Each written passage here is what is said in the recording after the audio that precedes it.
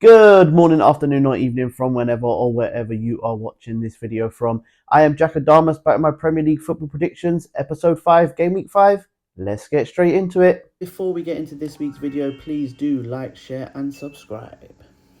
We kick off game week 5 on Saturday with the early kickoff between West Ham and Chelsea. Now, this will be West Ham's third London derby of the season so far out of their first 5 games, the other 2 finishing in 1 win and 1 draw in that time.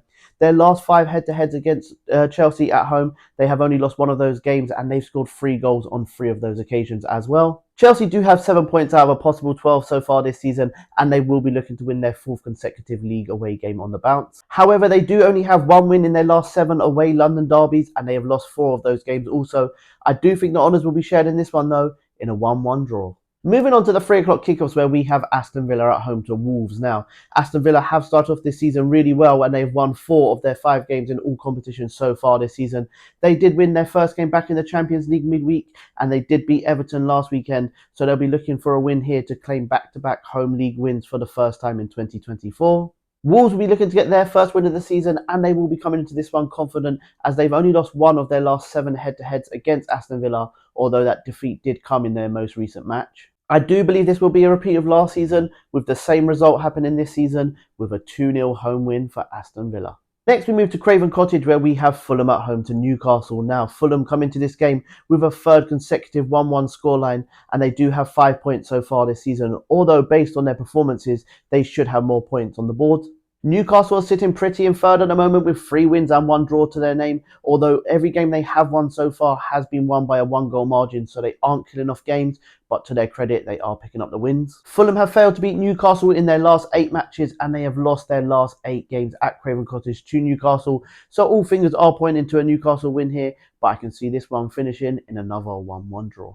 Next, we have Leicester at home to Everton. Now, Leicester have drawn 2 and lost 2 so far this season, and they don't have the best record against Everton. They've only won 1 of their last 7 head-to-heads. Everton have had an awful start to the season, losing 5 of their 6 games so far this season, and they have thrown away back-to-back 2-0 leads for only the 2nd time in Premier League history.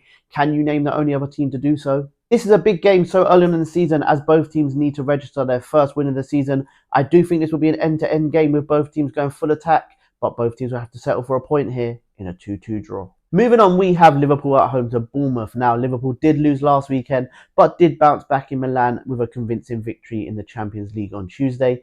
They will also be looking to continue their good form against Bournemouth on home soil. They have won 7 out of the last 8 games at Anfield, and they are averaging 3 goals in those games and have only conceded 4 in reply. Bournemouth themselves, though, have started off the season very well with 5 wins out of their first 4 games, and they was unlucky not to get something out of the game against Chelsea last weekend. Their away form, though, is a bit of a worry as they've won 2 of their last 7 away matches, but they have conceded 14 goals in that time. I do believe that Liverpool will get the victory here. I believe Salah will score for the 10th time against Bournemouth in a 3-1 victory. Moving on, we have Southampton at home to Ipswich. Now, this will be a tricky game for Southampton as they have 4 straight defeats in the league so far this season. They are one of only 2 teams without a point on the board. Also, Ipswich will have the psychological edge as they did do the double over Southampton last year in the Championship. Ipswich did have a bad start to the season, losing their first 2 games, albeit they were against Liverpool and Man City. Since then, they have got back-to-back draws, including last weekend where they drew away to Brighton, although they do have their goalkeeper Muric to thank for that. Russell Martin hasn't beaten Ipswich in the 4 games he has managed against them. I do think come full time that will be 5 in a high-scoring 2-2 draw here. And the last 3 o'clock kickoff sees the London derby between Tottenham and Brentford. Now, Tottenham come into this game with their worst start to a season for 9 years, and talking to fans within their fan base, they're telling me this is a must-win game. They don't boost the best head-to-head record against Brentford though. They have 2 wins, 3 draws and 1 losses in their last 6 matches. Brentford come here though sitting above Tottenham in the league with 2 wins and 2 losses. Unfortunately for them though, those 2 losses did come on the road. However, they were against Liverpool and Man City. Tottenham will definitely have to step up their game if they're going to get the win here. I do think this will be a tight game, but I can see Spurs edging this one in a 2-1 victory. And for the 5:30 kickoff, we travel to Selhurst Park where Crystal Palace host Manchester United. Now, after Crystal Palace lost their first 2 games of the season, they've got 2 wins and 2 draws. However, no disrespect, but those 2 wins did come against Championship opposition in the EFL Cup. So they are still looking for their first win in the Premier League so far this season. Manchester United are sitting on 2 wins and 2 losses so far this season. They have scored 10 goals in their last 2 games and conceded none. However, again, no disrespect intended, but those games were against struggling Southampton and League One Barnsley, so we can't get too carried away. Crystal Palace did do the double over Manchester United last season, and they are also unbeaten in their last 4 games against United at Selhurst Park. I do think that will continue in this one, again in a tight game, but I'm going for a Crystal Palace 2-1 win here. Moving on to Super Sunday at 2 p.m, we have Brighton at home to Nottingham Forest. Now, Brighton have started off this season very well. They have 2 wins and 2 draws to their name so far this season. A minor disappointment for them, though, will be last weekend, the fact that they couldn't break down Ipswich in that 0-0 draw. However, on the plus side for them, they can make history this weekend. If they avoid defeat, it'll be the first time in their history they've gone unbeaten in their first 5 games of a top flight season. Visitors Nottingham Forest also come here boosting the same record so far this season. They have 2 wins and 2 draws to their name. They will also be the fresher of the 2 sides as they didn't play in the EFL Cup midweek, and I'm sure they'll still be high on confidence after that shock win 1-0 victory against Liverpool last weekend. The last 2 meetings between these 2 sides at the MX have only produced 1 goal in those 2 games. I do think that will be the contrast this time round though, as I reckon both teams will score, and I reckon Brighton will win the game here 2-1. And moving on to 4:30 on Sunday, we have game of the weekend. It is Man City at home to Arsenal. Now, Man City are bullying the Premier League and are unbeaten in the Premier League since 6th of December 2023.